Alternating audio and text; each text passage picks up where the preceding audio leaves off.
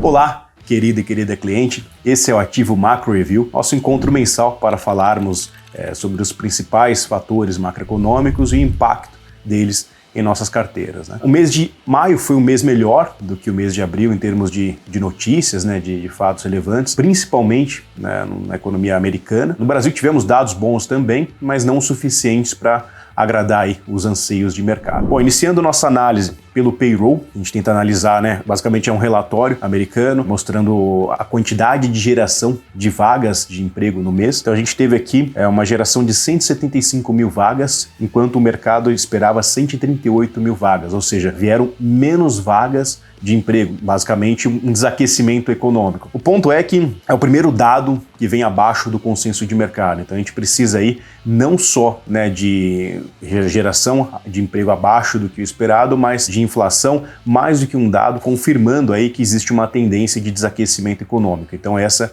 é uma primeira preocupação, mas aí já é um primeiro dado aí que nos mostra um certo desaquecimento da economia norte-americana. Seguindo aqui, tivemos, após o payroll no mês de maio, a gente teve aqui o dado do CPI, que é o IPCA, basicamente o IPCA americano. Tivemos um CPI de 0,3, enquanto o mercado esperava 0,4, ou seja, mais um dado também de desaquecimento econômico, redução de inflação. É o que a gente aguarda para a economia americana, e para que ela deixe aí, na verdade, todas as economias globais também a respirar um pouco mais. Com essas notícias boas, tivemos ali uma melhora nos preços dos ativos internacionais. A Treasury de 10 anos, que girava em torno ali de 4,70, está agora em 4,37, ou seja, a curva de juros de longo prazo americana, que tinha pressionado muito em abril, em maio ela voltou a acalmar, e isso acaba nos dando aí um respiro quanto à flexibilização da política monetária por lá. Olhando num contexto mais distante, não só de 10 anos, mas a curva de juros de 30 anos também americana, a gente olha nesse gráfico aqui, o current é a curva atual, um mês atrás é a curva vermelha e um ano atrás a azul clara. Então, claramente a gente verifica também essa redução de juros no longo prazo. Então, a economia, os dados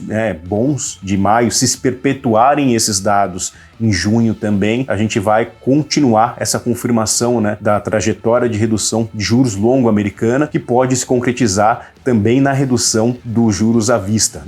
Basicamente o Fed Fund, que está em 5,5 hoje, a expectativa é que essa taxa comece a ser reduzida em setembro de 2024 e com ela as expectativas locais aqui no Brasil fiquem melhores também para que haja espaço e o Banco Central consiga também reduzir os juros aqui no Brasil. No cenário local, embora as notícias no mercado americano tenham sido muito boas, no Brasil também tivemos notícias boas, mas não foram suficientes para que a gente tivesse aí uma melhora no preço dos ativos locais. Basicamente, o que gerou essa preocupação no cenário local foi a reunião do Copom, uma dissonância entre 4 diretores que votaram uma queda de 0,50, 4 diretores uma queda de 0,25 e o voto de Minerva do presidente do Banco Central de 0,25. Fato é que o ano que vem o Roberto Campos não estará como presidente do Banco Central e 3 dos 4 diretores que votaram queda de 0,25 não estarão mais também. Então o mercado criou aí uma desancoragem das expectativas de inflação para 25, para 2026, dado que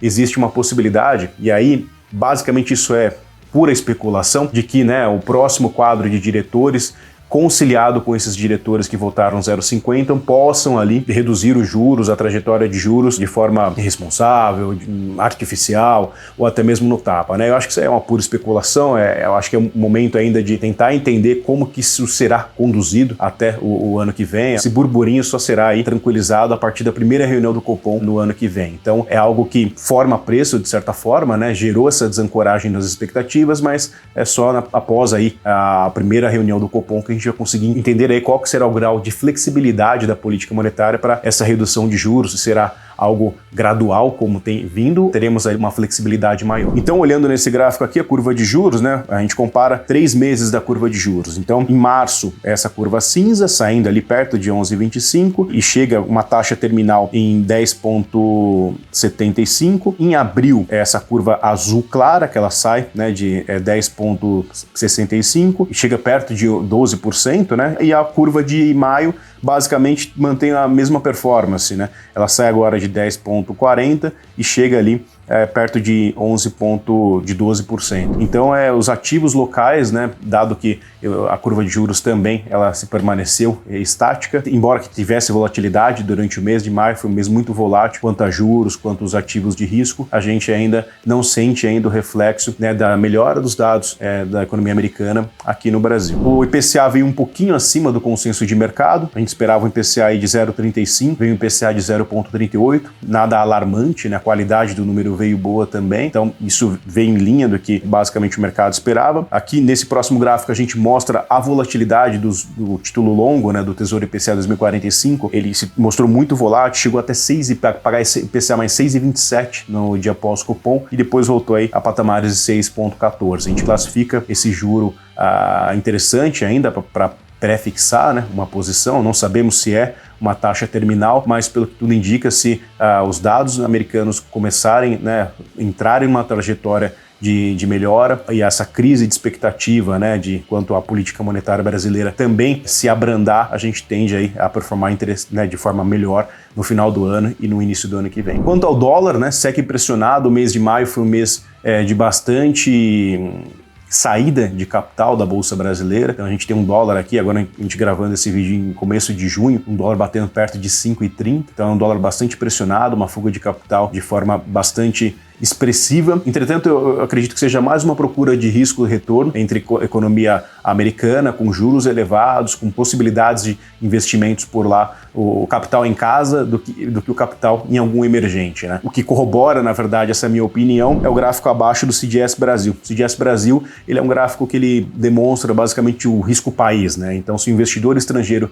ele aporta um recurso aqui no Brasil para ele mitigar o risco de crédito, de contraparte de um emergente não pagar esse valor para ele, ele faz uma proteção com esse Credit Default Swap, é o CDS Brasil. Então ele vai medir basicamente o risco, quão mais caro é fazer uma proteção de um ativo aqui no Brasil. Então, aqui o CDS Brasil está em 141 pontos, então lê-se 141 pontos, seria basicamente 1,41% de juros. Você teve uma entrada de recurso do gringo, o gringo botou o dinheiro, ele faz uma trava cambial para que ele não tenha oscilação cambial, e aí o incremento de juros por colocar numa economia emergente seria esse 1,41. E é uma taxa baixa, né? Se a gente comparar aqui com novembro 23, por exemplo, estava próximo de 2, estava 190, né? 190 e agora 1,41. Então, assim, essa preocupação nesse momento, né? Essa saída de capital não tem sido causada, na minha visão, por uma preocupação local, e sim por conta de um retorno mais elevado sem incremento de risco em um emergente. Os juros caindo lá fora, a gente tem aí uma propensão a uma entrada de novo de recursos e faça com que esse último gráfico que a gente olha aqui muito, né, do reflexo inverso entre a flexibilização da política monetária, a redução de juros e o aumento de bolsa aconteça, né? Então nesse gráfico a gente gosta de mostrar aqui, em azul é o índice Bovespa desde 2008 e o impacto da política monetária sobre o índice Bovespa. Toda vez que a gente tem uma queda, e é muito claro isso daqui entre 2015 e 2017, toda vez que a gente tem uma queda nos juros, a gente tem uma elevação da bolsa. O que é aguardado nesse momento, com essa redução dos juros local, a gente tem aí uma majoração dos preços dos ativos de bolsa aqui no Brasil. Nossa tese de investimentos, né? A gente continua pré-fixando para curto prazo, 2 anos. Essa preocupação do mercado se confirmar de que a política monetária seja mais flexível ano que vem, estamos protegidos contra a inflação. Então, pré-fixado de 2 anos, pós-fixado e IPCA+, a partir de 3 anos. Estamos colocando ali apostas do Tesouro IPCA+, né, o NTNB, de longo prazo para ganho de marcação a mercado e pontualmente efetuando ali operações em renda variável, tentando capturar assimetrias de mercado. Estamos de olho também em fiagros, né? Infelizmente, por conta do desastre que tivemos no Rio Grande do Sul, tivemos uma deterioração bastante expressiva nos preços de fiagros. Estamos aí avaliando, né, a possibilidade de aporte em recursos em fiagros para tentar dar essa distorção que tivemos nos preços dos fiagros, tentar capturar ali, além do yield que paga muito bem, né, do juro que paga muito bem o fiagro, tentar capturar aí um ganho, uma elevação de cota conjunta. Espero ter sido claro em nossas explicações. Estou à disposição para debatermos mais sobre os assuntos e marcarmos nossas reuniões para melhorarmos cada vez mais nossas estratégias. Grande abraço, um ótimo mês de investimentos a todos. Tchau!